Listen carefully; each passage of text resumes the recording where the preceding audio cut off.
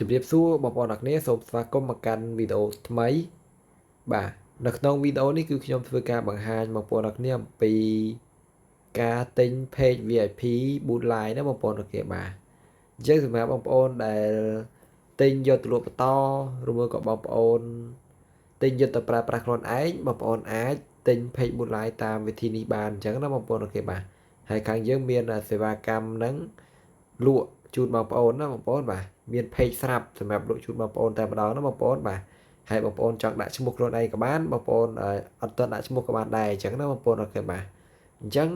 យើងទិញនេះគឺនៅក្នុង website ខ្មែរ MM បងប្អូនអូខេបាទសម្រាប់បងប្អូនដែលអត់ទាន់ចេះចុះឈ្មោះ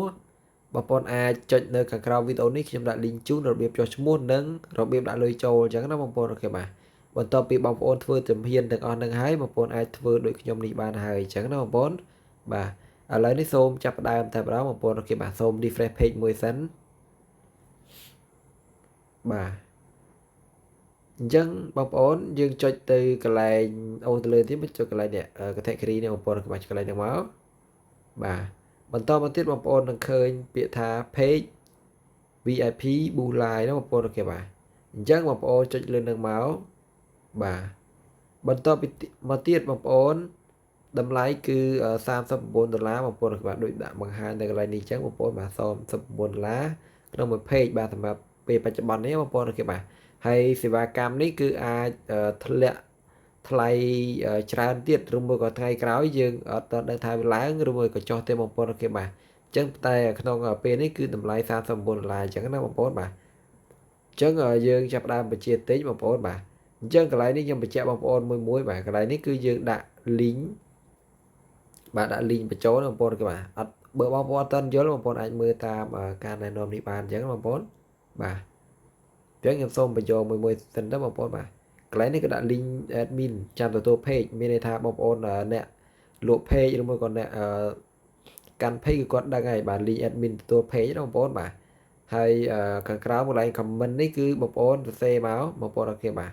បងប្អូនដាក់ឈ្មោះ page បងប្អូនមកដែលចង់ដាក់មកបាទឧទាហរណ៍បើសិនជាបងប្អូនចង់ឲ្យខាងខ្ញុំដូរឈ្មោះឲ្យស្រាប់បងប្អូនគ្រាន់តែសរសេរដាក់ឈ្មោះនឹងមកសរសេរឈ្មោះបងប្អូនដែលចង់ដាក់នឹងមកបាទហើយកន្លែងនេះ link admin ណាបងប្អូនបាទ link account Facebook ណាបងប្អូនបាទដែលចាំទទួល page ណាបាទអញ្ចឹងបងប្អូនចង់បាន page ឈ្មោះអីបាទឈ្មោះអីបងប្អូនអូខេបាទលក់អីចឹងទៅលក់អីផ្សេងតែបងប្អូនទេបាទណា A B C ទៅបាទ1 2 3ទៅបងប្អូនបាទអញ្ចឹងបងប្អូនចង់ដាក់ឈ្មោះអញ្ចឹងអីទៅបងប្អូនចុចកន្លែង submit មកណាបងប្អូនបាទចុចកន្លែង submit ជាមក